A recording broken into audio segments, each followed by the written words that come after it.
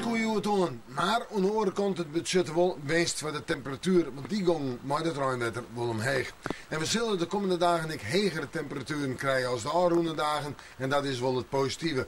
En bij u is het meest droege waar voor hoe doe je dan? Joen en vannacht. Wil Joen misschien nog een buiken met ik wel wat opklerings. En vannacht, ja, ik denk dat we uitkomen om er bij de 10 of de 11 graden heen. En dat is een best hege temperatuur voor deze tijd van het jaar.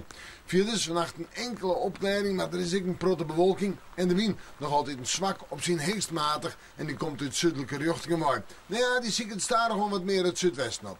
Morgen hoe daai. Het lijkt bij u's droog te blijven. We zinnen er even bij en de temperaturen 15, 16 graden in de kustgebieden. In het oosten kan het nog altijd zo'n 18 graden worden. En die verschillen worden maken terug de wind. Die is er wel haast net, maar die komt wel vanuit het westen. Vanuit het zeewetter dus een zwakke, op zijn heest matige wind.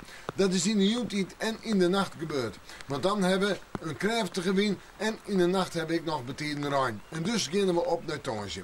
Tonsje wordt een dag met betieden Rijn, letter een buiig karakter. De zinnen had het zwier.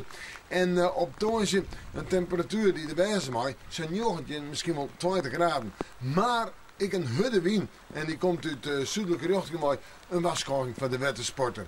Dan zet het toch naar vrede, een protte bewolking, een beetje ruim misschien wel, maar in de midden wordt het stadig gewoon oeral droeg en dan beginnen we een wat positiever weekendje te meten. Want op sneun heb ik droeg waarsteen. De zinnen komt er wel even bij op sneun en op sneun een temperatuur om er bij de 14 graden heen. Het is wat aan de koele kant, maar het is droeg en dat wil ik wat. We laten morgen maar weer even in het waarsje.